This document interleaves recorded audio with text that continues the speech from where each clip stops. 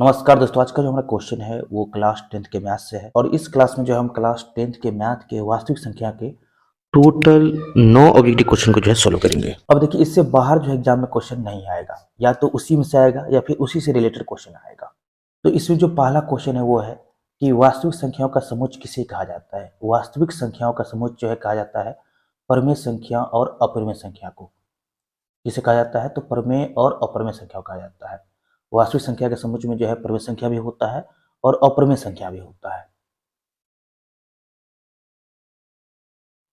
आगे देखिए 2 में निम्नलिखित में से कौन सी संख्या अपरमेय है।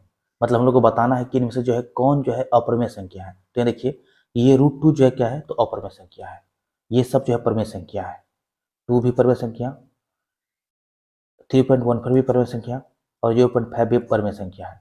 लेकिन ऑप्शन सी में जो √2 है यही क्या है तो एक अपरमेय संख्या है। और आप लोग जो है सिद्ध भी किए होंगे कि √2 क्या होता है तो एक अपरमेय संख्या होता है। इसीलिए जो है ये ऑप्शन 2 गलत, मतलब ये ऑप्शन ए गलत, बी गलत और डी गलत। अब आगे क्वेश्चन नंबर 3 देखिए क्या है कि यूक्लिड का विभाजन एल्गोरिदम किसे ज्ञात करने में मदद करता है। तो यूक्लिड का विभाजन एल्गोरिदम जो है एचसीएफ ज्ञात करने में जो है मदद करता है। तो ये ऑप्शन बी जो है सही होगा।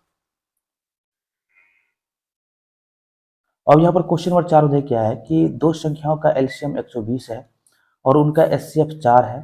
यदि एक संख्या 24 है तो दूसरी संख्या क्या होगा। अब देखिए, एलसीएम एचसीएफ और दो संख्याओं का जो रिलेशन होता है वो होता है, या देखिए ए गुने बी बराबर LCM of A comma B गुने HCF of A comma B. हमें जो है एक संख्या दिया गया है, मतलब ए दिया गया है 24 गुने बी हमें निकालना है दूसरी संख्या। दो संख्याओं का एलसीएम दिया गया है 120, तो यहाँ लिखेंगे 120 गुने दो संख्याओं का एचसीएफ दिया गया है 4, तो यहाँ लिखेंगे 4।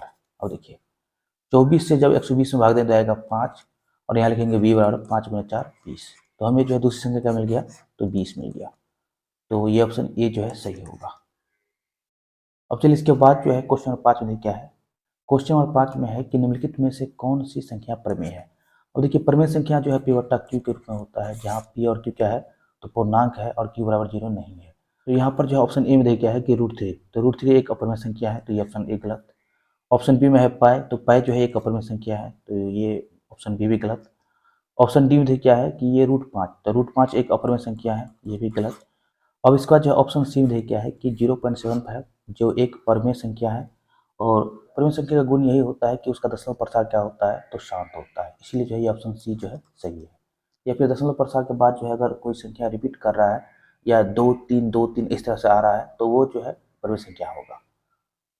तो या तो शांत रहे या फिर रिपीटिंग रहे, तब जो है हम लोग क्या बोलेंगे तो वो परमेय संख्या है ये बोलेंगे। अब यहाँ पर क्वेश्चन नंबर 6 में क्या दिया गया है कि यदि दो संख्याओं का एचसीएफ 12 है और उनका एलसीएम 180 है तो संख्याएं क्या है।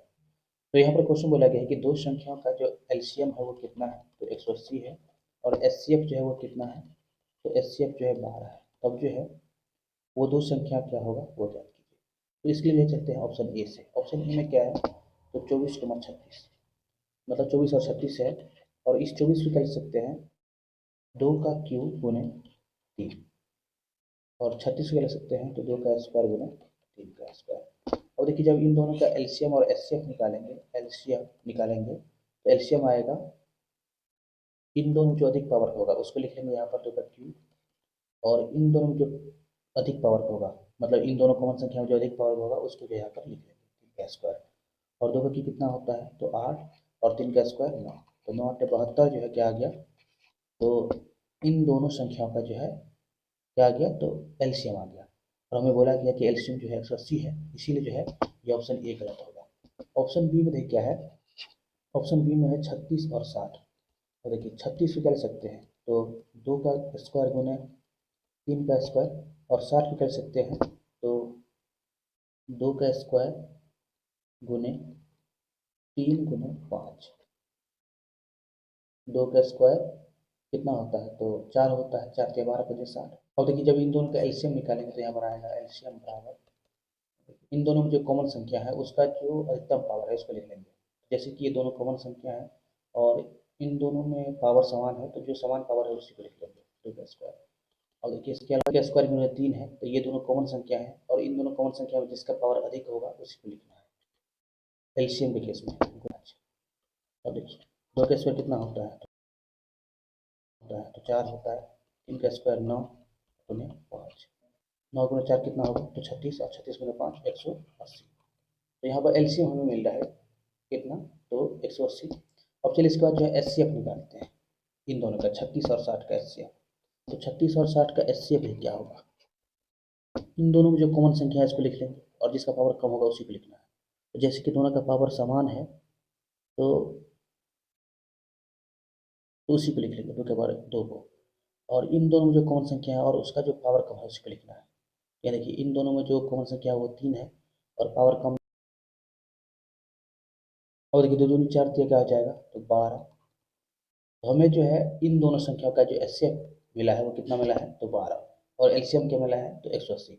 मतलब यही संख्या, मतलब यही जो है दो संख्या है, तो ये ऑप्शन बी जो है सही होगा, ये ऑप्शन सी और डी नहीं होगा। और इसके बाद जो है क्वेश्चन नंबर 7 में क्या है कि निम्नलिखित में से कौन सा कथन सत्य है, हम लोग को बताना है कि इनमें से जो है कौन सा कथन सत्य है। तो देखिए ऑप्शन ए में क्या है कि प्रत्येक पूर्णांक एक परमेय संख्या है, तो ये बात बिल्कुल सत्य है, प्रत्येक पूर्णांक जो है परमेय संख्या होता है। बी में है प्रत्येक परमेय संख्या एक पूर्णांक है, नहीं, प्रत्येक परमेय संख्या पूर्णांक नहीं है, जैसे कि 4/3 ये जो है परमेय संख्या है लेकिन पूर्णांक नहीं है।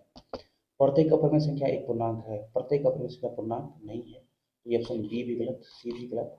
और प्रत्येक वास्तविक संख्या एक परमेय संख्या है, प्रत्येक वास्तविक संख्या परमेय संख्या नहीं है, क्योंकि √3 की जो है एक वास्तविक संख्या है लेकिन परमेय संख्या नहीं है, ये जो है एक अपरमेय संख्या है, इसीलिए ये ऑप्शन डी भी गलत। अब इसके बाद जो है क्वेश्चन 8 में क्या है, क्वेश्चन नंबर 8 में है कि संख्या 1.272727 डॉट डॉट को पियोटा के ग्रुप में व्यक्त करें। यहाँ पर जो है बोला गया है कि कोई संख्या x है और x बराबर है 1.272727 डॉट डॉट, और इसको जो लिख सकते हैं कि 1.7 के ऊपर है करीब। सबसे पहले लिख लेंगे 127 और इसमें से जो है 1 हटा लेंगे, और जितना संख्या के ऊपर रेकरिंग है उतना जो है आप नीचे में 9 लिखेंगे, और रेकरिंग के ऊपर जो कोई संख्या भी नहीं है इसलिए जो है 99 ही लिखेंगे। और देखिए 127 में से जब 1 हटेंगे तो आएगा 126, और 126 बटा 99 जो है क्या आ गया, तो वो परवीन संख्या, लेकिन इसको जो है अब ऐसे सिंपलीफाइड करते हैं। अब देखिए 126 को अगर हम 9 से भाग देते हैं तो आता है 14, और 99 को अगर हम 9 से भाग देते तो आएगा 11, तो 14/11 जो है क्या आ गया, तो वो परवीन संख्या आ गया, मतलब 1.272727 डॉट के बराबर क्या है, तो 14/11 है, तो इसीलिए जो है ये ऑप्शन ए जो है सही होगा। तो इसका जो क्वेश्चन नंबर क्या है कि संख्या 0.101001 0001 फिर इसका जो है 401 डॉट डॉट किस प्रकार की संख्या है। तो ये संख्या जो है अपरमेय संख्या है। क्यों अपरमेय संख्या है, क्योंकि अपरमेय संख्या का जो प्रॉपर्टी होता है कि उसका दशमलव प्रसार जो है ना ही शांत होता है और ना ही रिपीट करता है, तो ये कहीं पर शांत भी नहीं है और ना ही कहीं पर रिपीट कर रहा है, इसलिए जो है ये संख्या जो है क्या है, तो एक अपरमेय संख्या है।